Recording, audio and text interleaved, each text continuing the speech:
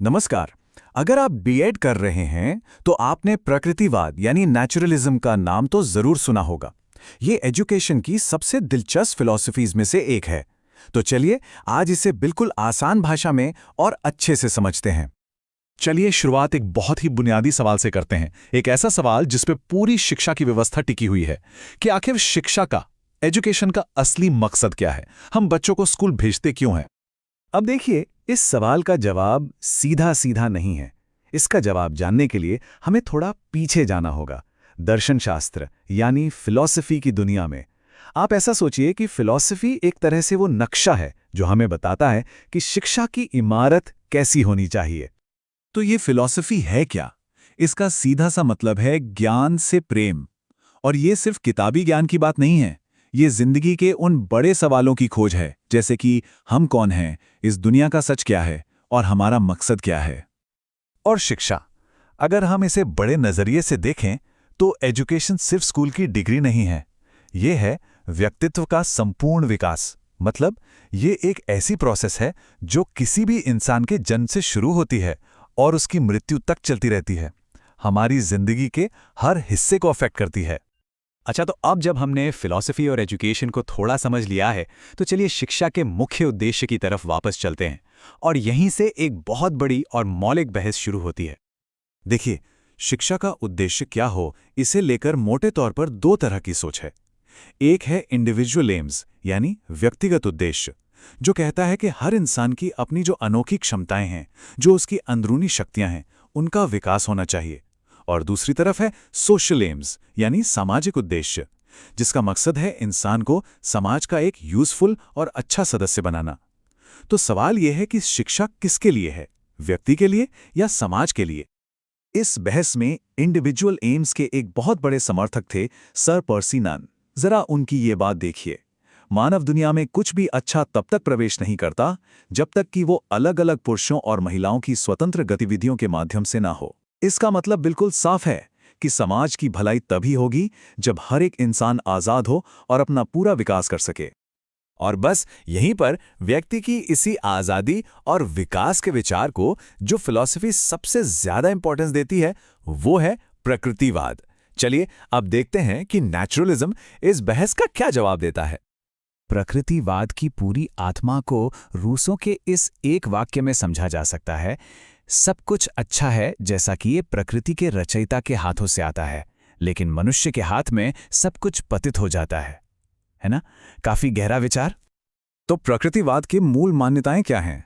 सबसे पहले ये मानता है कि प्रकृति ही अंतिम सच है और सारे ज्ञान का स्रोत भी।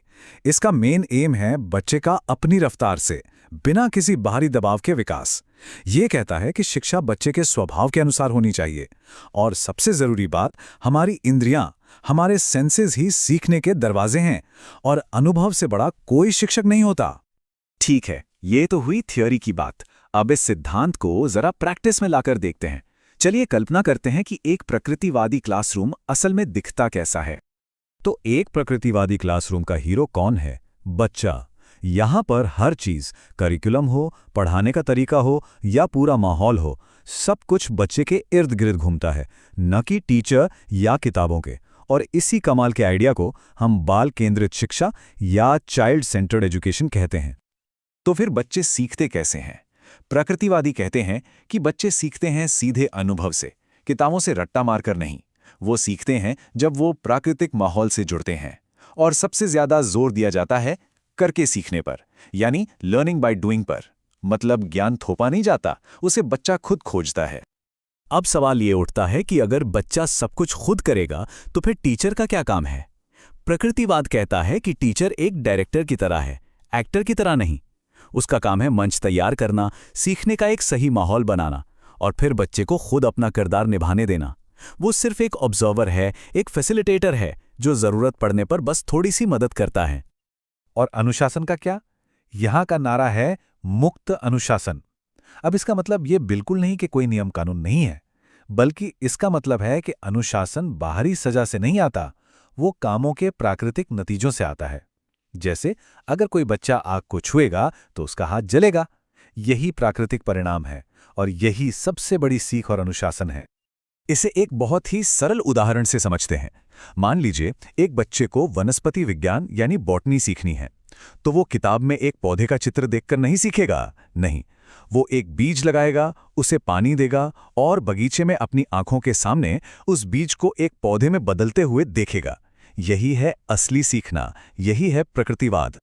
चलिए अब एग्जाम के नजरिए से इन सभी जरूरी बातों को एक बार फटाफट दोहरा लेते हैं। तो एग्जाम के लिए मुख्य बातें क्या हैं?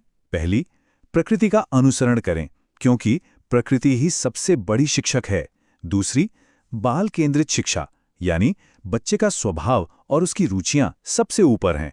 तीसरी, करके सीखना, असली ज्ञान सिर्फ और सिर्फ प्रत्यक्ष अनुभव से आता है। और चौथी, शिक्षक एक मार्गदर्शक के रूप में। टीचर का काम सुविधा देना है, ज्ञान को थोपना नहीं। और आखिर में एक सवाल आपके सोचने के लिए, अगर प्रकृति ही सबसे अच्छी शिक्षक है, तो आज की हमारी ये आधुनिक क्लासरूम, जहां टेक्नोलॉजी है, स्मार्ट बोर्ड्स हैं, इसकी असली भूमिका क्या होनी चाहिए? इस पर जरूर सोचिएगा। Don't forget to like and subscribe.